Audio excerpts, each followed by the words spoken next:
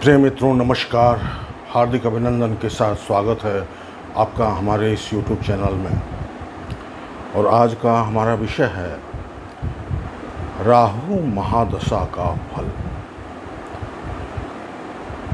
जन्म कुंडली के अंदर 12 भाव होते हैं।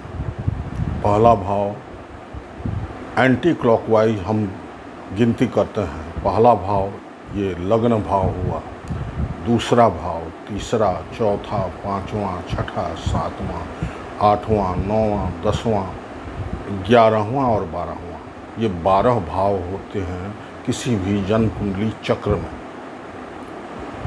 राहु की महादशा के संबंध में बात करेंगे इस वीडियो में। राहु के स्वभाव के बारे में जैसा कि आप सभी लोग जानते हैं, कुछ तो ज़रूर जानते हैं कि राहु एक छाया ग्रह है। राहु और केतु एक छाया ग्रह है। समुद्र मंथन के समय में एक दानव ने अमृत पान कर लिया तो विष्णु जी ने उसका सर काट दिया। कटा हुआ सिर राहु बन गया और धड़ जो है वो केतु हो गया। अमृत क्योंकि गले से नीचे उतर चुकी थी इसलिए वो अमर हो गए। और राहु केतु 2 ग्रह के रूप में हमारे लिए काम करते हैं। आज पृथ्वी पर स्थित मनुष्यों पर बहुत गहरा प्रभाव पड़ता है इनका। 9 ग्रहों में से 7 ग्रहों का वास्तविक अस्तित्व होता है, पिंड की तरह है, किंतु राहु और केतु का कोई वास्तविक अस्तित्व नहीं होते हुए भी इनका प्रभाव बहुत गहरा होता है। राहु और केतु छाया ग्रह हैं, ये भ्रम पैदा करते हैं। ये तो हम अब जानते हैं।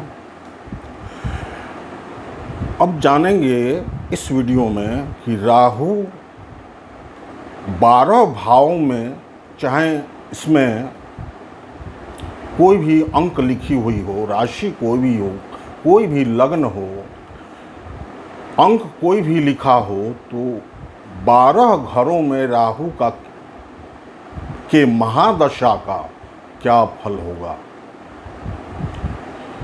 राहु की महादशा 18 साल की होती है। 18 वर्ष में राहु का महादशा पूरा होता है। यदि राहु का महादशा अच्छा मिल जाता है तो व्यक्ति जातक रंक से राजा बनने में उसे देर नहीं लगती है।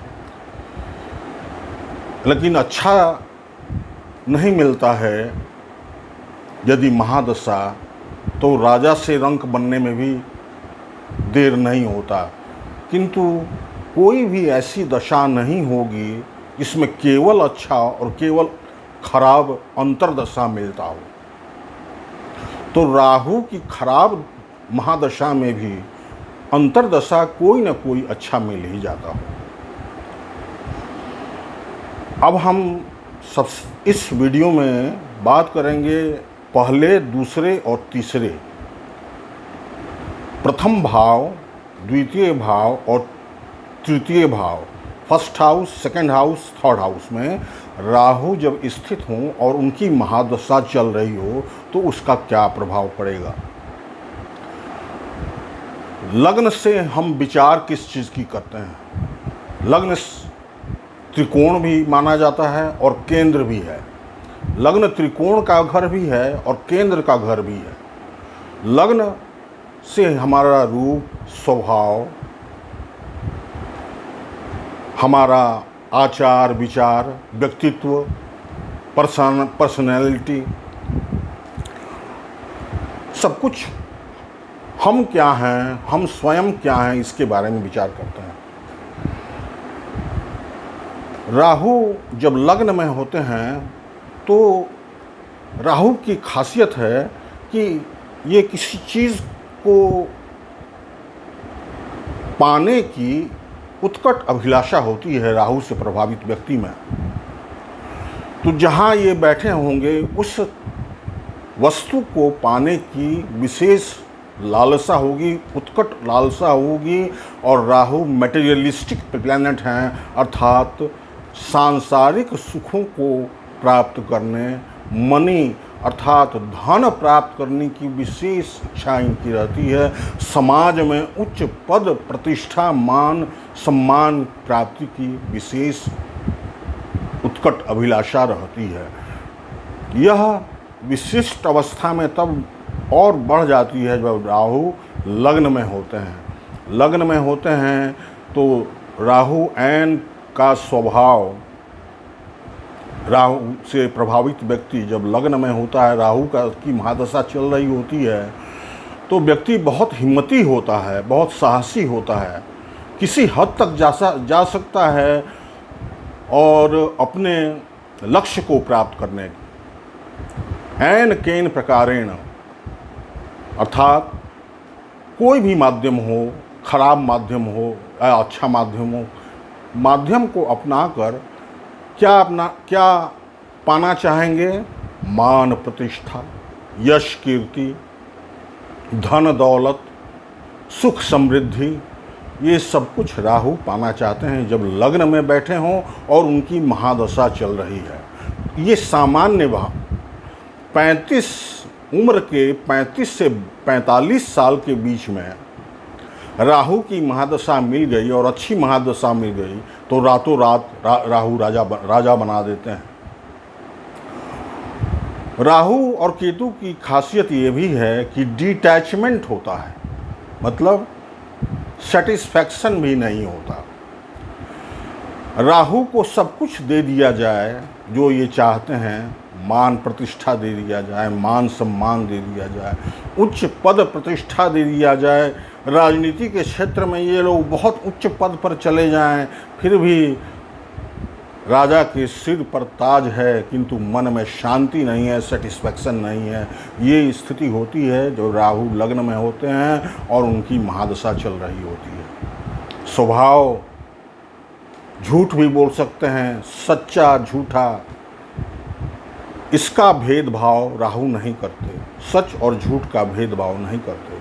सच बोलकर अथवा झूठ बोलकर, धोखा देकर अथवा किसी भी तरीके से अपना लक्ष्य क्या है इनका होगा?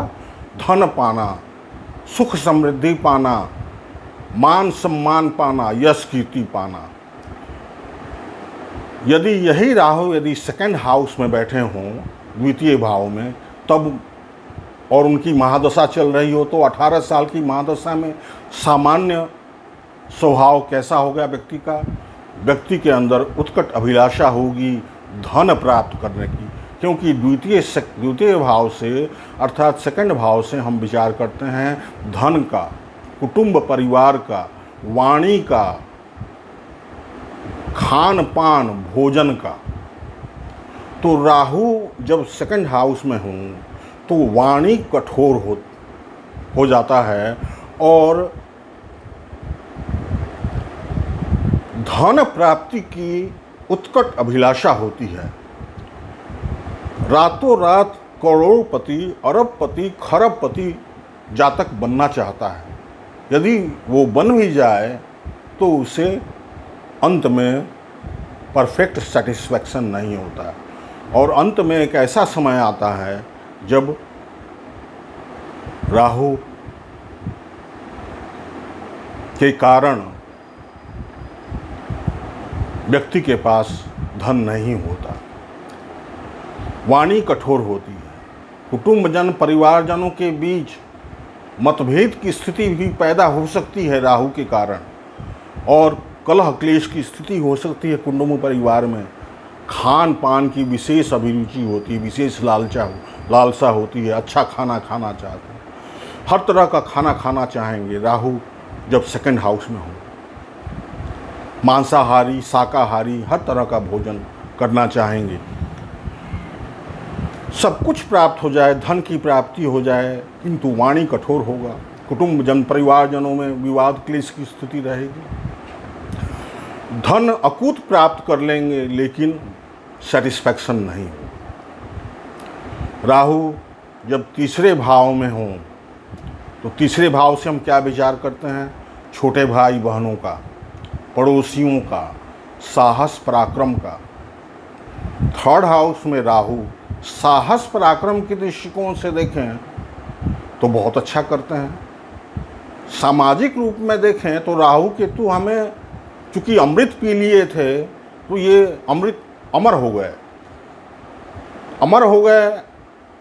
देवोचित गुण तो आया किंतु स्वभाव से तो राक्षस हैं, तो राक्षसी गुण प्रवृत्ति तो रहती है। साहस पराक्रम कूट कूट कर भरा रहता है थर्ड हाउस में राहु हो और उनकी महादशा चल रही हो तो।